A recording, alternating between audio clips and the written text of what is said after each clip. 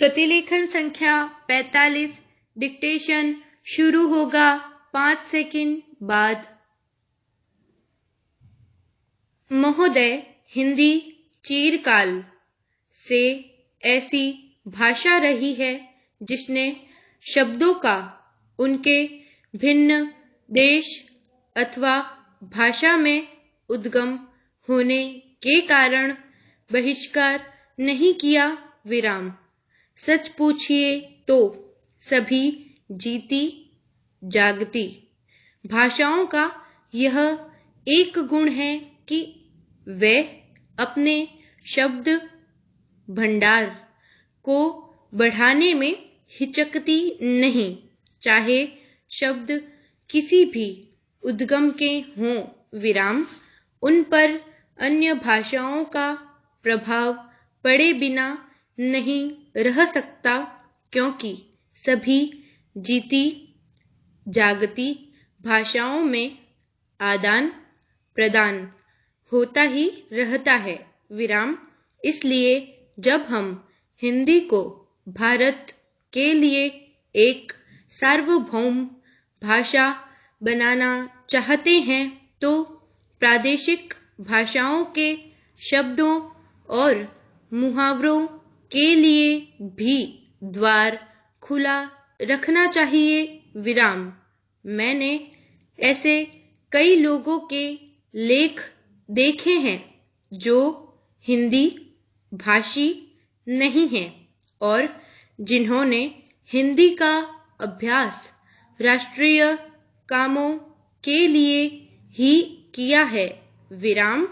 उनके लेखों में कुछ ऐसे शब्द और मुहावरे देखने में आए हैं जो अर्थ तो स्पष्ट कर देते हैं पर आधुनिक हिंदी में प्रचलित नहीं है। विराम। अन्य भाषा भाषी ऐसे शब्दों और मुहावरों को अक्सर व्यवहार में लाया करेंगे और हम हिंदी भाषियों को उनका स्वागत करना चाहिए, न कि बहिष्कार। विराम। हिंदी सच्चे अर्थ में राष्ट्रभाषा तभी होगी जब भारत के सभी निवासी इसके साथ प्रेम करने लगेंगे और इसकी उन्नति में अपना गौरव मानने लगेंगे। विराम।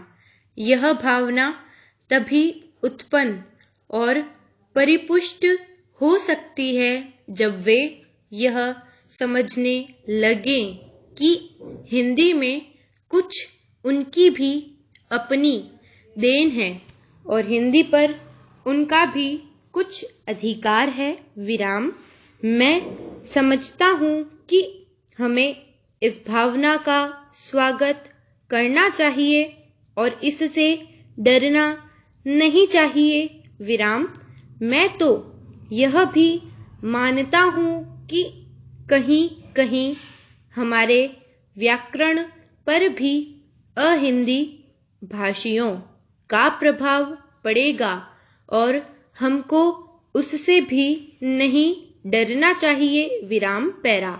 इसलिए मैं चाहता हूँ कि हिंदी भाषी और हिंदी संस्थाएं निष्प्रवाह भाव से हिंदी की श्रीवृद्धि में लग जाएं, जिससे अन्य भाषा भाषी भी उसके विभिन्न प्रकार के साहित्य से परिचय पाने के लिए उसे सीखना आवश्यक समझें। जिस प्रकार आज कोई भी विद्वान आधुनिक विज्ञान से परिचय प्राप्त करने के लिए यूरोपीय भाषाओं का अध्ययन करना आवश्यक समझता है। विराम।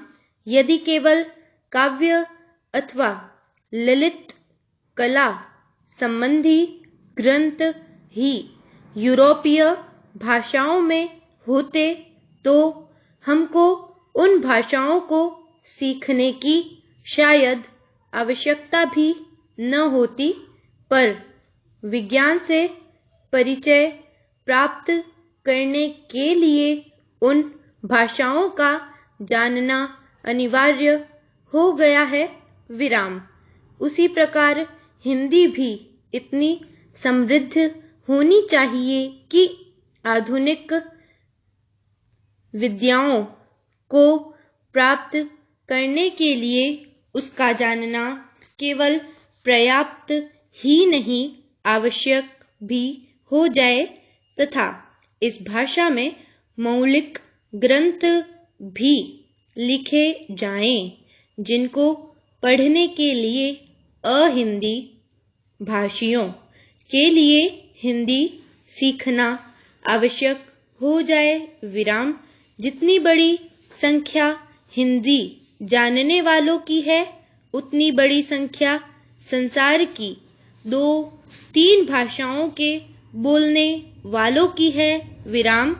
इसलिए यदि इतने लोगों में यह भावना उत्पन्न हो जाए कि वे हिंदी को संसार की भाषाओं में समुचित स्थान उपलब्ध कराना चाहते हैं, तो हिंदी का गौरव बढ़ेगा।